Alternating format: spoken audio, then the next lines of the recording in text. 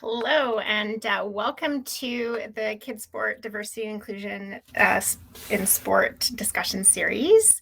This is a part of an ongoing discussion series supported by the Calgary Flames Foundation. And we're very grateful to have their support and to be able to bring this content to the sport community.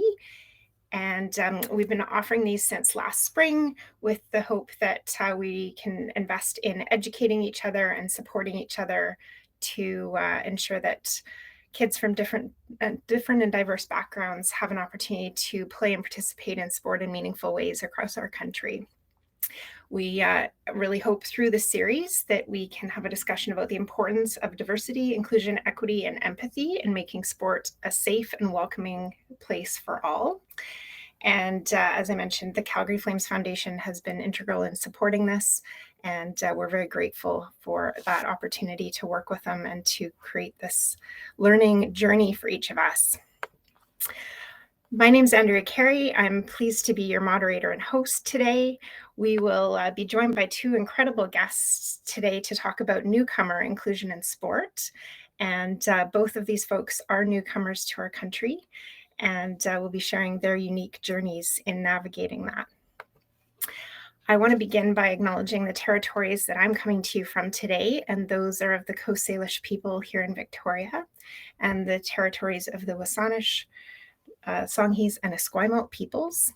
And I'm grateful to live, work, and play here, and to be digging into learning about their origin stories, and to go and enjoy some of our wet fall days right now in some of the beautiful nature that we're surrounded by, with the ocean and the mountains and all of the incredible wet West Coast weather. So without further ado, I'm going to invite our two panelists to join me on stage, and we'll dive into our content today. So our two panelists are Asulu, and Asulu moved to Canada 8 years ago with her family and has faced barriers in engaging her kids in sport. Because of her daughter's engagement in sport as a high-performance athlete, Asulu changed her career and now works in the sport field. She holds a PhD in kinesiology, sport and recreation from the University of Alberta, coordinates the PASS project at the Action for Healthy Communities, and sits on the boards of the Edmonton Sport Council and the Kurzu Association in Canada. And we'll be hearing more from Asulu in just a minute. Our second panelist is Douglas, and Douglas was born and raised in Brazil. He has a background in teaching, both a bachelor and a master's in history, and moved to Canada in 2014. He started coaching soccer in 2015. In 2018, he graduated from sport management at Humber College and started working with Right to Play as the Sport for Development coordinator. His experience in Canada has given him the opportunity to see sport as a business for wealthy people, newcomers, and the sport for the underserved Indigenous children and youth. He's recently joined Inclusion Incorporated as a collaborator, and will bring his perspective of coaching and leading sport programming in Canada and that perspective of being a newcomer. So welcome to both of you. It's really awesome to have this time with you and to dig in. I've gotten to work on various projects with each of you, but this is going to be a cool opportunity to just share some of your experiences with our audience today. So Douglas, why don't we begin with you and just get you to share a little bit more about yourself, and also just thinking about what your sport experience, or what it's been like getting involved in sport in Canada. Thank you, Andrea. Hi, everyone. So my name is Douglas Arienki. As Andrea said, I was born and raised in Brazil, and I moved to Canada in 2014. So now I live, work, and play within the traditional and treaty territory of the Mississaugas and Chippewas of the Anishinaabe, known today as the Williams Treaties First Nation. And the municipality is Clarington, so it is in Ontario. It's just a little bit east of Oshawa.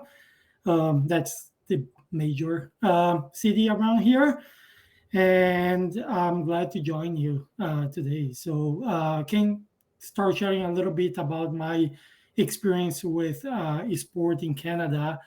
And just to start, I never imagined to work with sports. I always played sports um, in a competitive level, and I just thought about working in sports once I moved to Canada.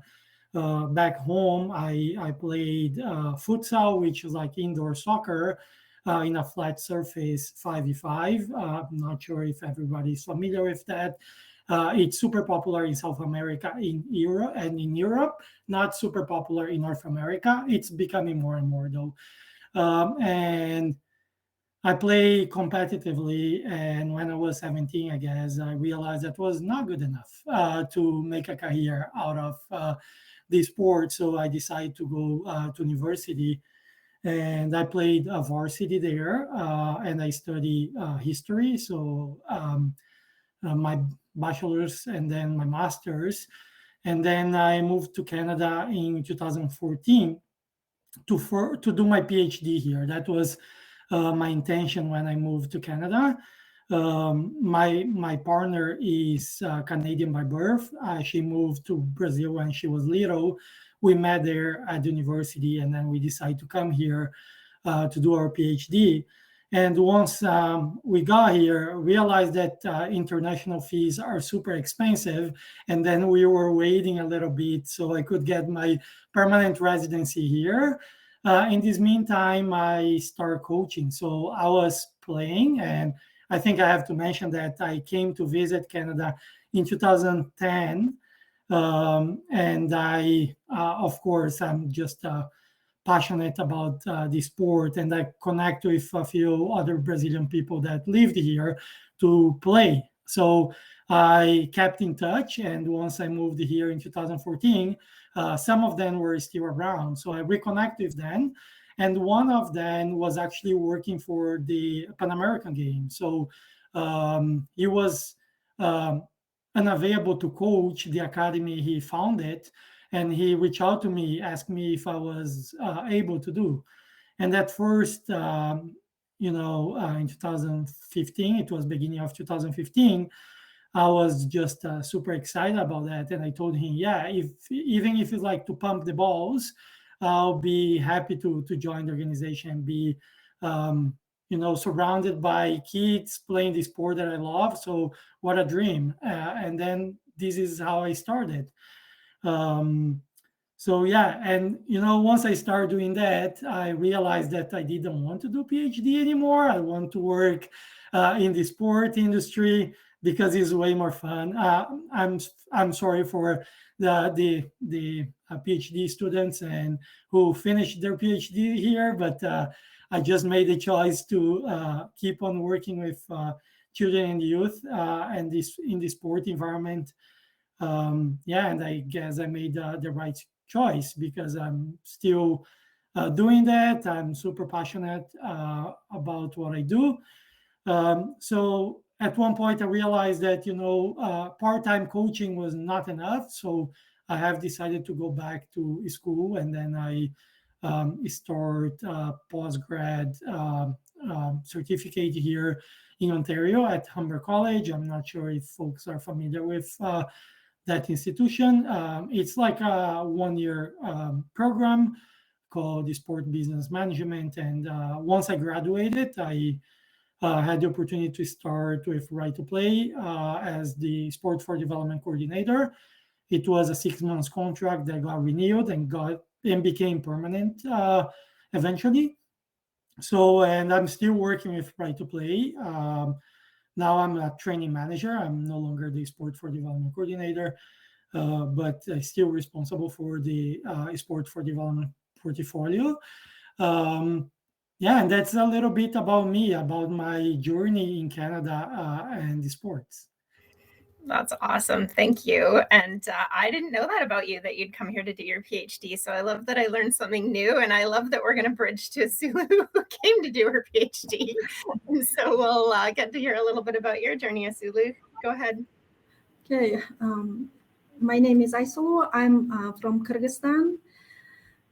It's a country located in Central Asia and former Soviet Union countries. So I speak Russian.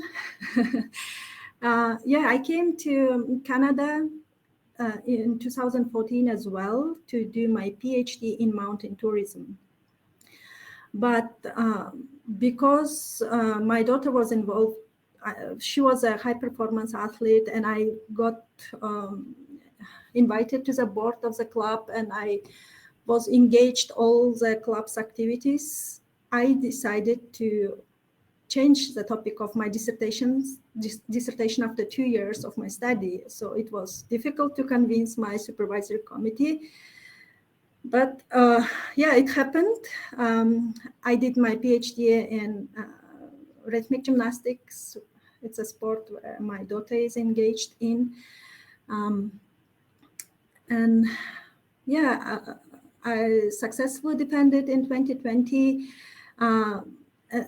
Since I was a full-time student, I was engaged in my daughter's club as a president, and then my son began going to the newly established Ukrainian swimming club. So I helped to that club as well as an administrator.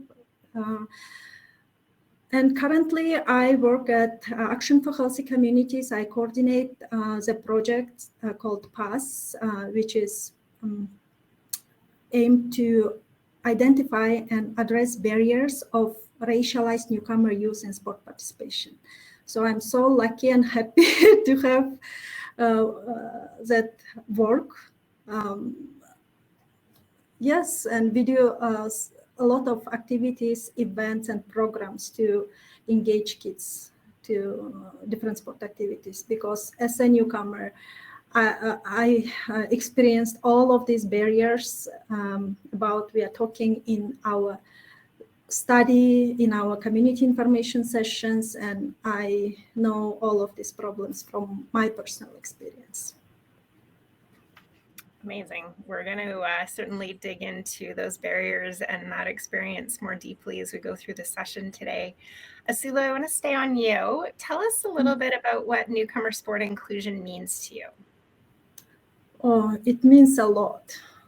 So I'm so happy that the Kids Sport launched this discussion series, and it touches newcomers' experience as well, because I am sure that not all of the sport organizations know about these problems, because how they would know if nobody tells about these problems, if there is no studies in this field. So when I participated the first session, I contacted Andrea and told her about my experience, because it's incredible. Thank you for doing this work, and hopefully, especially with our past project, we'll get more organizations engaged in, and because our research is again on identifying barriers. We do a mixed method research. It's academic research with University of Alberta. The faculty professors support us, and I think the results of the study will be amazing. So stay tuned, and we'll report soon about the results of the study. Yeah, that's super. Thank you. Douglas, what about you? What does newcomer sport inclusion mean for you? That's a great question, Andrea. So I was reflecting on it, and to me, is using sport to integrate newcomers. So immigrating is a big challenge, and for adults and for kids. Like I immigrated to Canada as an adult, but I can imagine, and I made the decision, knowing the consequences of my decision. For a kid moving to Canada, sometimes or most of the times, they don't have a say on that decision. It's like the parents deciding they are just moving to another country, and all the friends and the teammates, if they play sports, would stay in another country, and they are moving to a new country that half of the year is cold, and for some of them that's not something they are used to. So just imagine the impact that immigrating have in their lives. So every time I coach and I see a kid that recently immigrated to Canada, I just invest more energy on that kid to make sure they feel integrated. For them is an opportunity to make friends that, they have to make new friends all over. Again, it is an opportunity to learn the language. Some of them come to Canada without speaking English or French. So for them is an opportunity to be in an environment where they can learn, and it's not like a school environment. And definitely something, if they love the sport they are joining, something that will be exciting for them. So school, again, they don't have much to say if they are attending school, period, a parent say. But when they are involved in the sport, it's probably because they like the sport. They will probably play the sport back home and then moving to Canada and have the opportunity to play the sport again. I'm pretty sure it's something special for them. So I just want to make sure they feel welcomed and they feel supported. And I know that also they are super adaptable. So I coached children and youth that moved to Canada without speaking one word of English. And then 6 months later, they were like fluent, I would say, because they pick up so quickly. I wish I was like that. I'm not anymore. But that's what it means to me. It means to use the sport as a vehicle because they're probably excited to join a team or to attend a training session. So take advantage of the space to integrate them in the Canadian society. Yeah, super. Thanks for digging into that question, both of you. There was a piece that came out from the federal government this week talking about how they'd welcomed 405,000 newcomers to Canada last year, and that's the largest number we've ever welcomed in 1 year. And the plans to continue to grow that number. So I think for each of us in the different contexts we work and play and thinking about, like, newcomers are an integral part of the fabric of our society in Canada now, and we need to be really conscious about how we're breaking down barriers to help support them to get involved in sport. So on that note, I'd love for each of you to share around some of the barriers that you're seeing to newcomers' participation in sport. And I think probably both of you have examples of what you've actually encountered and dealt with in your different roles and experiences. So Asulu, I'm going to start with you. Okay, this is a great question because we are doing research on this topic. So we did, in the beginning of the project began in December. From January to March, we conducted around 25 community information sessions for different communities. We hired community animators to talk in their own languages within their communities. It was incredible to hear those barriers that resonates with my experience. So the main findings from those community information sessions, I have to highlight that we provided our community information sessions in Arabic, Dari, English, Farsi, French, Kinyarwanda, Pashto, Tagalog, and Tigrinya. And there were 5 main barriers, which is financial, accessibility of information, language, transportation, and religious and cultural. So it's straightforward. Everyone knows about those problems, but from May, we began our academic studies that got an approval from the research ethics from the University of Alberta that confirmed all of these findings, but there are specific findings to the sports sector in a competitive level, because we interviewed different level of sports organizations and also first and second generations of competitive athletes, racialized competitive athletes, and their parents. So it's incredible. For now, we have preliminary findings. We are still doing our surveys that will finish in the end of November, and we'll generalize the data and come up with actual findings. So for now, one of the findings is discrimination. So there is a discrimination in sports participation in Edmonton. Our respondents talk about racial discrimination that includes sport participation for athletes and working in sport sector. There is a discrimination in residency status limitation because when you have a temporary resident status, you don't have rights to compete in Canadian championships. And so we understand that there are technical rules to each sports, but nobody takes into account the athletes or parents' feelings, how they feel. And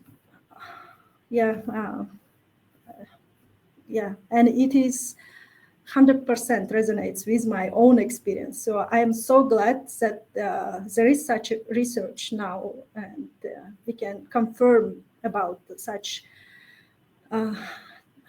situation in the sport participation in Edmonton. And we got different sub-themes to each barrier, but in terms of sports organizations, our respondents highlighted that there is no connection between newcomers and sports organizations. So it's one of the interesting findings. And that is why within the PASS project, we are organizing an event called Forum that will be held in the end of November 30th in Edmonton, where we try to connect sports organizations with cultural communities so that they have an opportunity to collaborate, maybe form partnerships and bring some sports programs and activities to communities. So using this moment, I would like to invite all sports organizations to participate in it.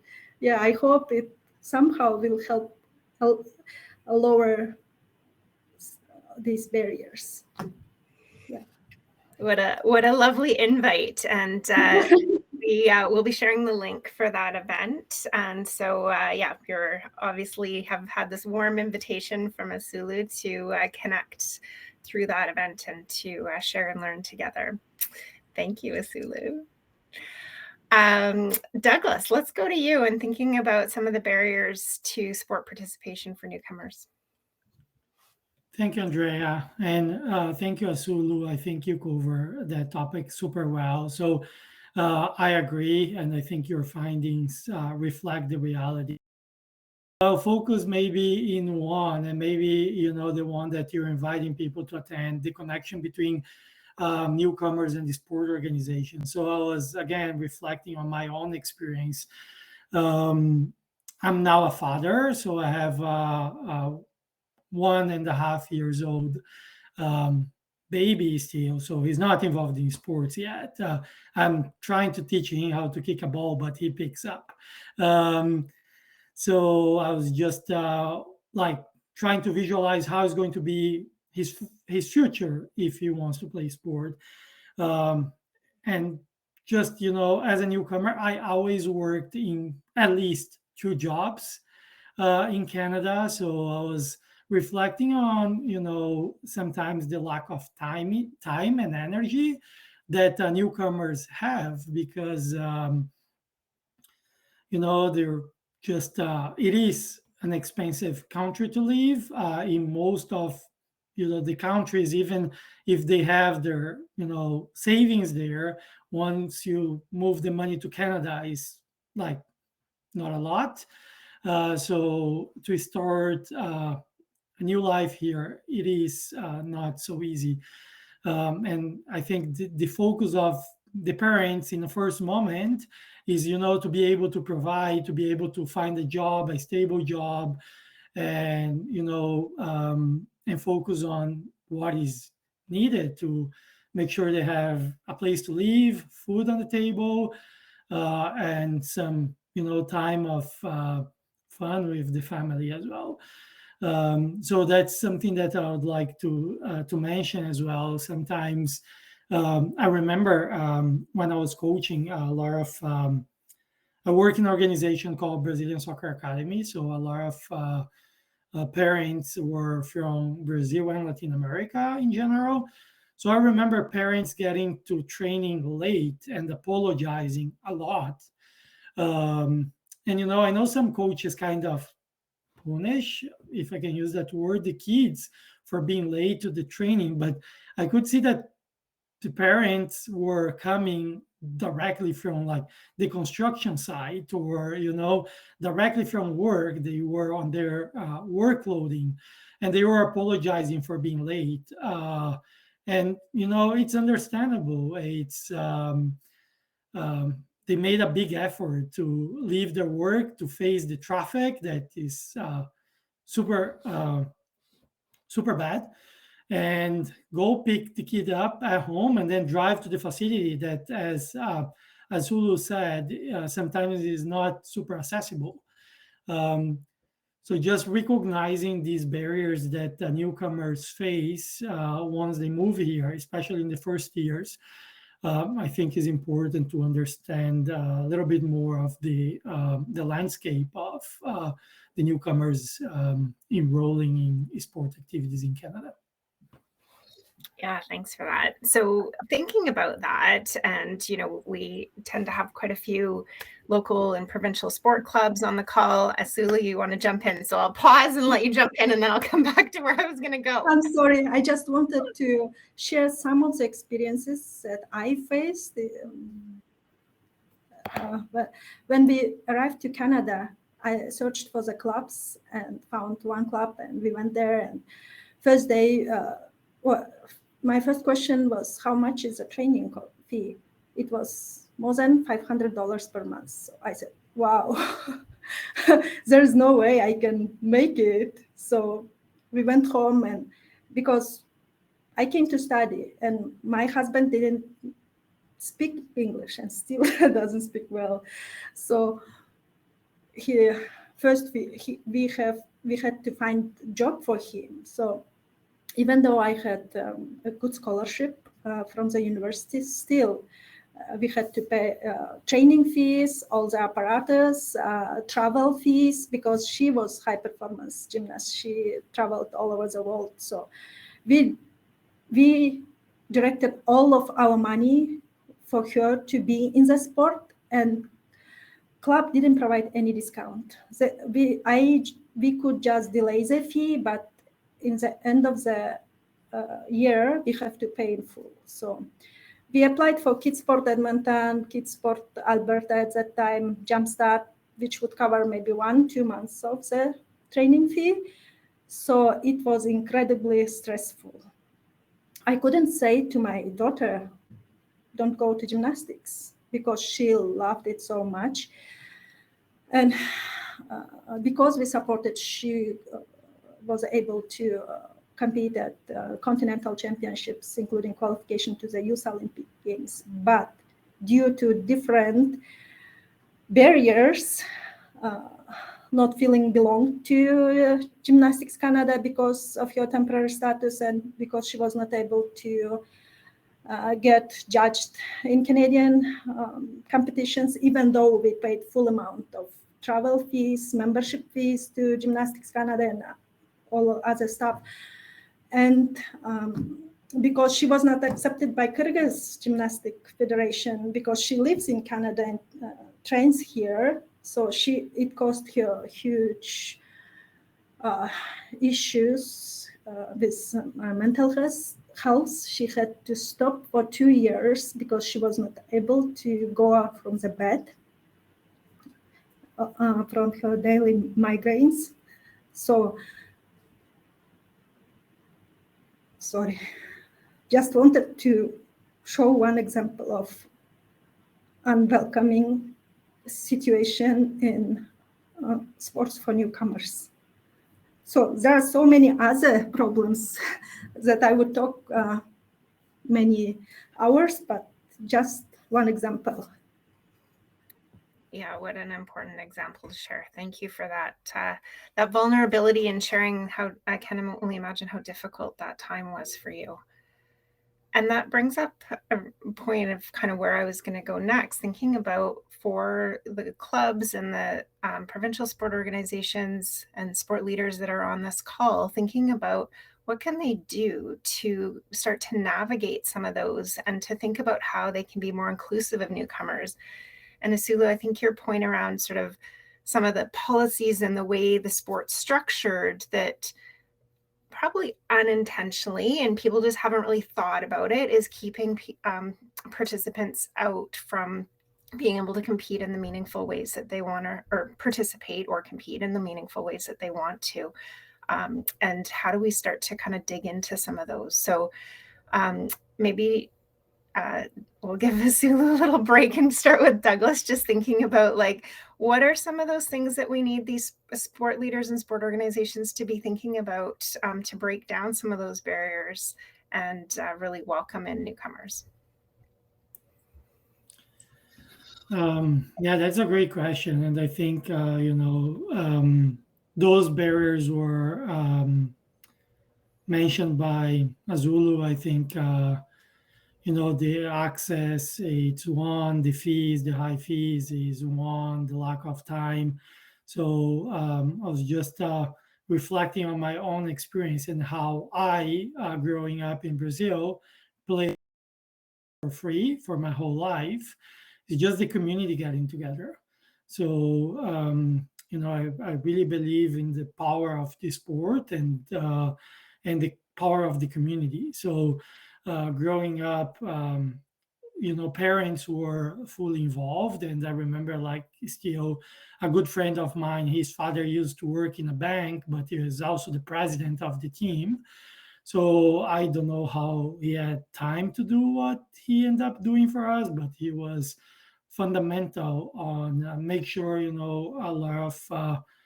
lot of kids like me had access to sports, because if I had to pay to play, I would never be involved in sports. That was definitely not a priority for my parents, and not because they didn't want, they couldn't afford. So I was just reflecting, and I have like a few examples. One, and just connecting on what Azulu was saying about the high fees.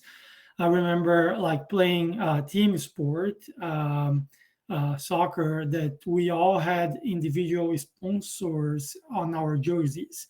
So the community got together and they pay an X amount to have like, and the jersey actually was, it looked like an outdoor. I had many sponsors, but that's the way they found to make sure they were not charging parents, because they knew that parents wouldn't afford, they wouldn't be able to afford. So also connected with local government, municipalities, to provide transportation. I play competitively, so travel, in the state, and sometimes like 6 hours travel to play one game. And if you transfer that cost to the parents, is like a high cost. So establish partnerships with the municipality, and the municipality be able to cover those costs. Just a few examples that I had to explain what I mean when I say removing barriers, because they exist. And I know sometimes, sport organizations also want to be more inclusive, but they also have their hands tied, because they also have costs of operations. They have to pay for the facility they are using, and the facilities are super expensive. And they have to pay sometimes the coaches, and they have to pay for the equipment. So I know it's not always the easiest, but being creative and find alternative ways, and sometimes even think outside of the box, to come up with ideas. And maybe you try, and after a year you realize that it does not work, but you're moving towards something that try to addresses the barriers that newcomers face to access sports. Yeah, let me ask you a follow-up question to that, Douglas. When you describe sort of your playing soccer experience in Brazil and sort of those pickup, I kind of heard like pickup type games. Is that how it was structured? Or like people just showed up and played, or was it more formalized than that? It was more formalized than that. Okay. I played with the same team like for maybe 10 years or so, like from 6 to 16, 17, the same group. It was like a tryout. It was like the cities. It was community based, but I was born and raised in a small town, I would say, 25,000 people.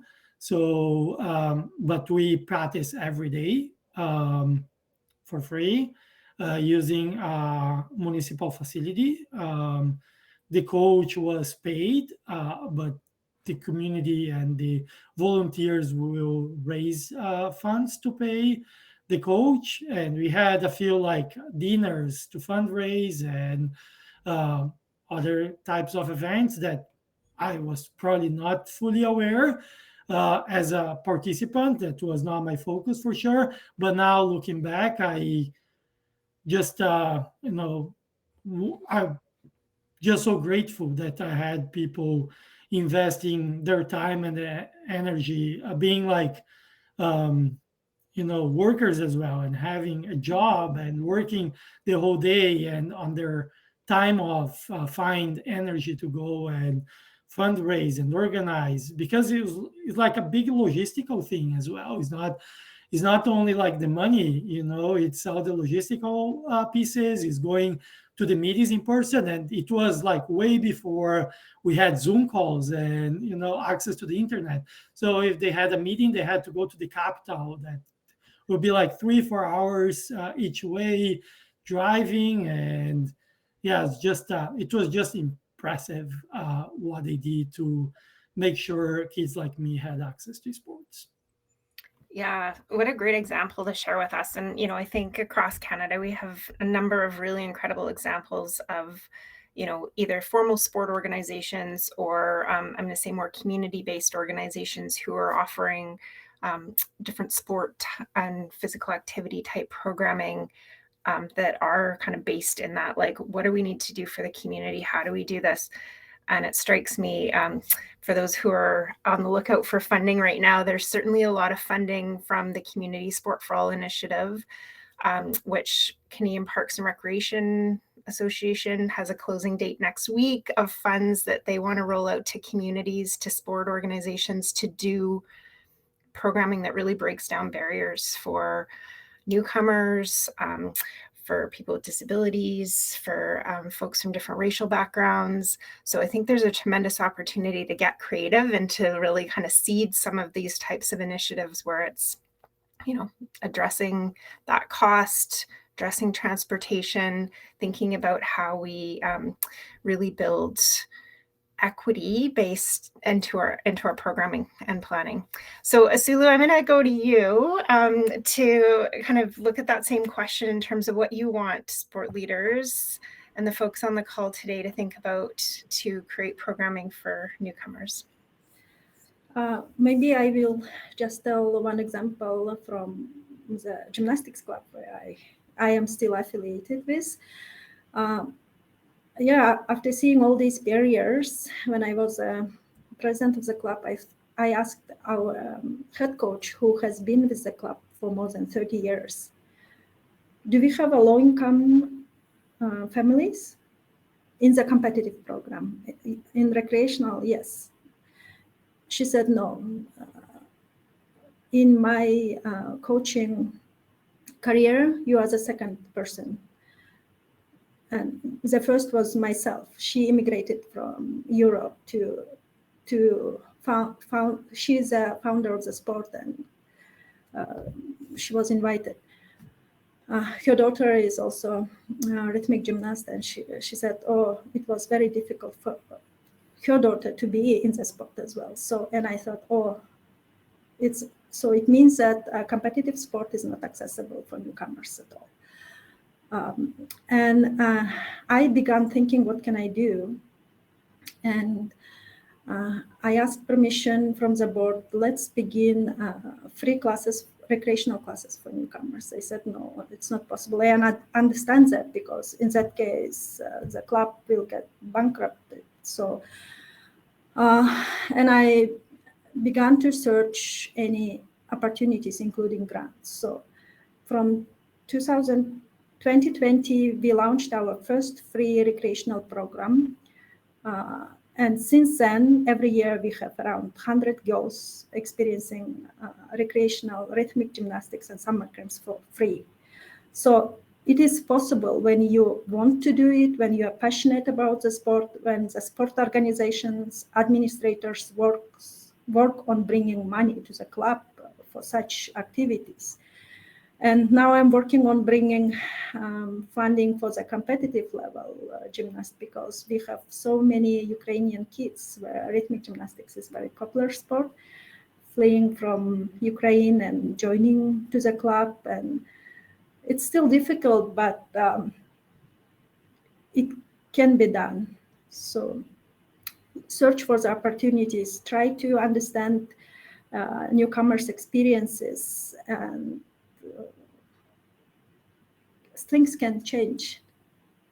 Barriers can be lowered. So, and we have recommendations based on the results of the study, which we'll share in our next event in March. So I invite all of you there as well. All right, we're going to add to your email contact list, and hopefully folks can start receiving this incredible information as you go through that research and those learnings, so that folks don't feel like they have to go out and figure it out on their own. There are lots of resources out there around the space already. So I will just point to that we have a resource list that we share after each of these sessions. And so that link is part of the registration page for this series, and Kevin can repost that for us in the chat as well, so that folks have easy access to it. And there's a number of resources in there that are looking at newcomer involvement and what's been learned already. The piece, Asulu, that I love about your research is that you really went out and connected with the community of different communities of newcomers to really learn and explore what their experiences were, and to bring that to life through the research and practice. So as we think about, you've given us some really practical things around, like, here's some of the things we've done around this, here's some of the research that's coming out. What do you think at the core, like, as for each of you as newcomers to Canada and showing up in programs and in systems here, what needs to happen for you to feel included in those programs? And Asulu, maybe we'll stay with you. Yeah, as I mentioned before, just try to understand, be compassionate. We understand that local clubs, local people don't know the experiences of newcomers. And we are the people who have to speak about it, inform the public. In the beginning, when you are new in a country, you have so many things to think about, to adjust to a new country, to learn the language, new culture, and work to earn money, and so many other stuff that engaging your kids to sport activities is not that important. So, and only after, when you settle down, maybe in 2, 3, 4 years, you look back and think, wow, how strong I am that I went through all of this. barriers. And for example, it took half of my day to take my daughter to gymnastics every day. So 2 hours, maybe 1 hour, 2 hours. I think 2 hours went to transportation. I used public transport, 2-3 changes of buses and LRT. And when you come back, it's late. And if you miss one bus, you stay for 30 minutes in a cold weather. And I had to wait my daughter because it was 4 hours of training. So almost 6-7 hours of my day was in that club, in that recreation center. And I know local people don't have that problem. Everyone has a car and they don't know. So what I wanted to say is just try to understand what's going on and how you can help them. I'm incredibly helpful to the club and to our coaches, and they supported as they could. It's an incredible community, but there are still things that I don't know, that are still difficult. Yeah, what a great example you brought forward. Again, I just love the kind of practical sharing your experiences, because I think we take a lot of pieces for granted when you're in a system and trying to figure out how to get into the system, and what folks are encountering to get there is a really important part of the equation. Douglas, what about you? What do you need to feel included? Yeah, that's another great question. So again, sometimes, parents moving with their kids to Canada is not the first they will focus on. First they will try to find a stable job and be able to provide. So communicating to these people that your club, your organization is open for them, I think that's huge. And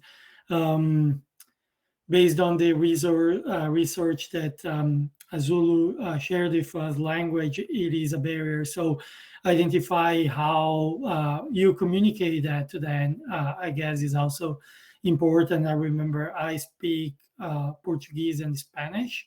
So I remember,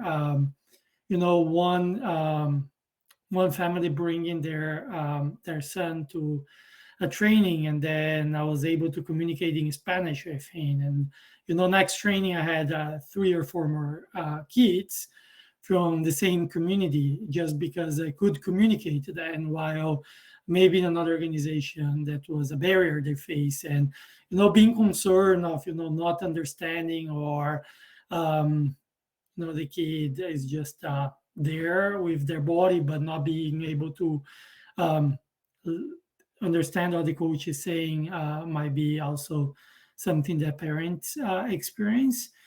And again, I also found as a space to integrate that. So at the same time that I was explaining to them in Spanish, I was telling them like how we call ball in English, or how we call shoot or pass in English. So using those opportunities as well to teach the basics of the language that relates to the sport, and then provide an opportunity for them to feel more included. And like maybe 10 minutes later, they were already able to ask the ball, or to coach the teammate what to do when they were in a position of shooting, or something like that. And that was rewarding for sure.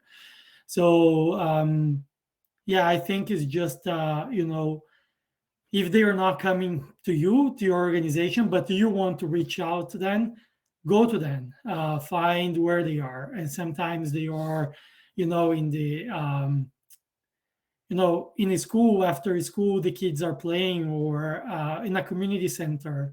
So just identify the spaces that they are using, and find ways to communicate to them what you do, and if they are interested, how to join your organization.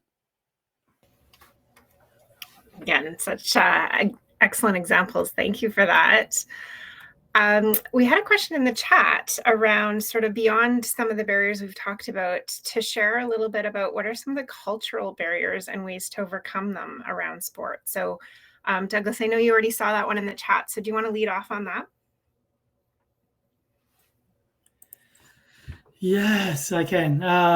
Just that was a great question and hard to answer, because I can talk about my experience, and I think something that is culturally different here in Canada is the fact that people, maybe because of the weather, maybe because how the society is organized, but it's like a lot of like work and not a lot of time for leisure.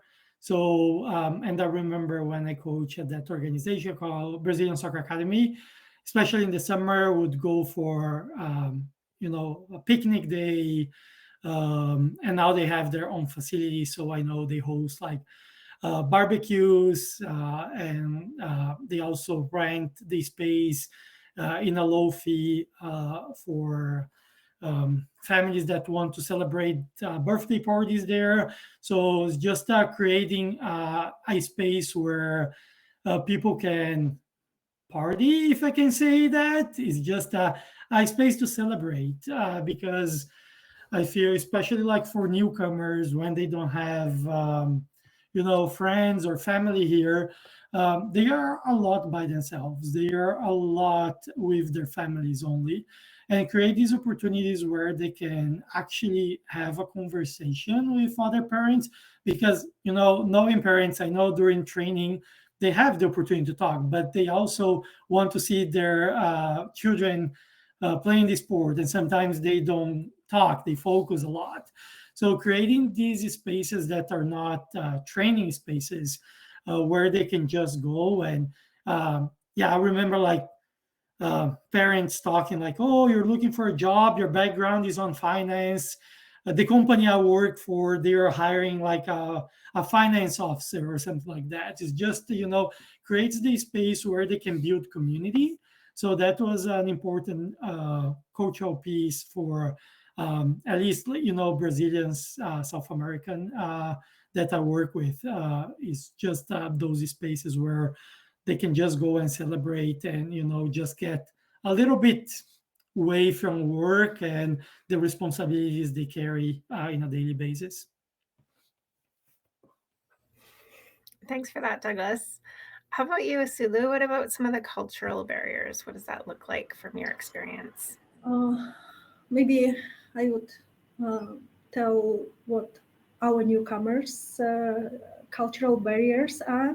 I work for the settlement organization that directly works with newcomers, refugees, and our project is, I'm in the youth department where we work directly with newcomer kids. So most of the cultural barrier for them is maybe religious, because they have different religious background. For example, kids and girls are not allowed to be in one gym space with boys, or they're wearing different outfits, hijabs, which is which needs different approach to engage with them.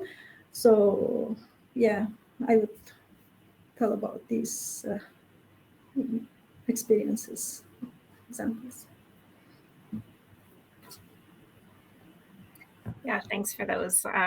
Hopefully that starts to dig into that question. I feel like that could be a session unto itself, thinking about cultural barriers and opportunities to learn around kind of cultural awareness. So we'll leave that one there. So I want to kind of start to move us to wrap up. If folks have any other questions, feel free to post them in the chat.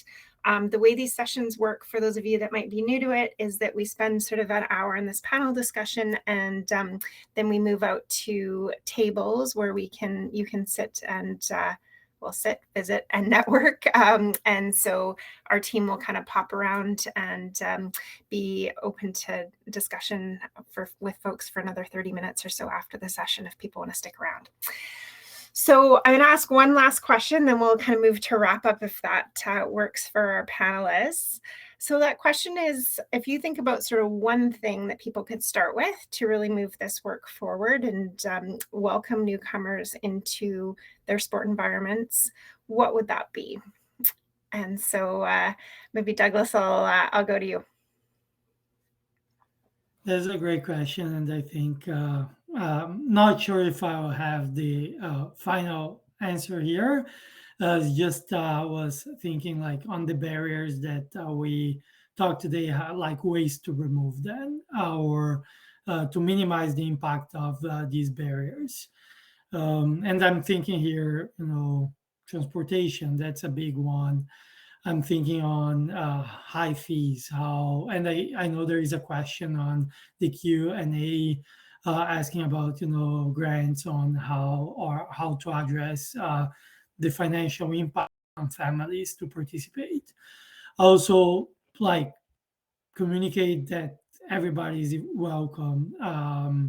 So going to spaces where, the newcomers are going and showcase what you do. Maybe bring athletes with you to show what you're working on and something they can focus on. Again, for I guess a lot of families that are too busy focusing on establish themselves in the country. For them, it might be a Google search away. A Google search can be a big step for them. So instead of then taking the step, how can you find ways to reach out to them and communicate what you do, and hopefully you get some newcomers that I'm pretty sure your organization will have a big impact in their lives because as I started I guess the session saying, if it is hard for an adult immigrating to Canada, I can only imagine how hard it is for a kid, and anything that you can do to minimize the impact of the immigration process, especially like in the first years, will help that family a lot. Yeah, fantastic answer. Thank you. And I just posted a note around the funding question, knowing that we're running a little low on time. But there is a significant amount of money going into the system right now, as I mentioned, for that Community Sport for All initiative. So you can check out the Canadian Parks and Recreation Association website because they've got sort of a listing of all of the partners that are receiving funding and the different ways that's rolling out. So that's another option for funding beyond what I posted. Asulu, let's go to you. One thing that you think that sport organizations should do to get started? Communication. Yeah, and I think it contains access to information as well. So I will just give one example of lack of communication in my son's swimming club. Oh, it was so difficult to get one organization. I won't say its name. So maybe I will say, I don't know. So it took us half a year to get a response, no response at all until we get to CBC News. So maybe you will know after these resources which organization is that. Just communication. Why sport organizations don't respond? If they don't have a response, just let people know. We don't have an answer or something. But when you are in silence, you don't have you don't know what to think even, because everywhere the Canadian sport policy says that the sport is accessible to everyone, sport is inclusive, but so far in my examples, I haven't seen it for 100%. So be open, communicate with people, with your peers. Yeah, that would be my answer. Yeah, and it's a great answer. So thank you for that. And, you know, it is really hard as you're getting settled in both of your examples in terms of like where you go to get involved in sport. And so I think it's an incredible example and one we need to think about. We need to center the people we want in our program in how we think about messaging for our program. And that might mean thinking about different languages. It might thinking about different channels to send messages out. To Douglas's example, it might mean partnering with organizations who are already serving newcomers. So I think there's lots of ways to do that. So I think it's a really fabulous one to kind of leave us off with. Partnerships are probably a pretty crucial part of this whole equation. And so thinking about how we work together and how we can be better together. And I love using that hashtag better together. I often use it in my social media. So I'm going to leave us there and just say a huge thank you to Douglas and Asulu. I really value and appreciate the opportunities I get to work with each of you and to learn from each of you, and appreciate your sharing today on this session, and for our audience to get to meet you and to connect with some of the incredible work you're doing and the incredible voice you bring to this topic. So thank you. I'm going to just share up our final session in this series for our speaker series, because it's coming to an end at the end of this fall. And so we have one coming up on December 7th, which is around creating accessible sport programs, looking at kind of disability inclusion as the focus for that one. And that's, as I said, December 7th. And the registration link Kevin had posted in the chat earlier, but we can repost it as we head out to our, and Dean's also posted, there's a clickable banner in the back of the networking room to register. So we're going to head back into the networking room and invite you to stay and to chat at tables and to connect with both our speakers, but also with each other, and think about how we can move newcomer inclusion in sport forward. So thank you so much. Have an incredible day. And I'm so grateful that all of you attended today and are part of this conversation and journey.